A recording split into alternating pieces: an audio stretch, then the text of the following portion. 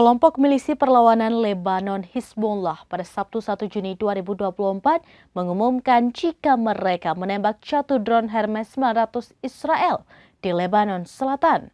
Drone tersebut ditembak jatuh menggunakan rudal permukaan ke udara. Hizbullah mengatakan jika drone yang ditembak jatuh itu adalah drone Hermes 900 dengan muatan tinggi milik musuh. Drone itu dikatakan telah ditembak jatuh di kota Deir Kiva, Lebanon Selatan.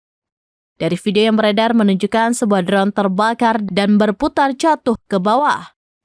Dalam pernyataan resminya, militan Lebanon menyebut penembakan itu merupakan bentuk solidaritas terhadap Palestina. Dilansir Al-Mayadin, Hermes 900 juga dikenal sebagai Kochav, dirancang dan diproduksi oleh perusahaan teknologi keamanan Israel Elbit Systems.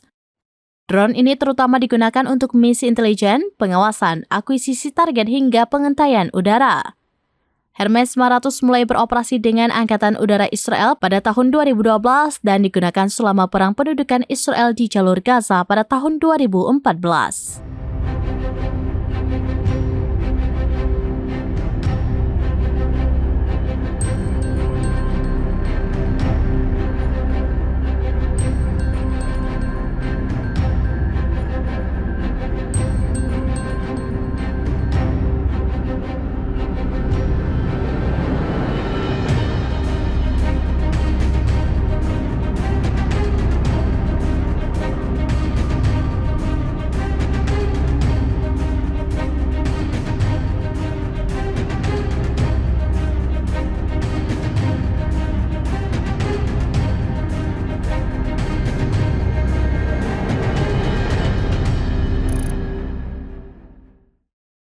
Download Tribun X sekarang, menghadirkan lokal menjadi Indonesia.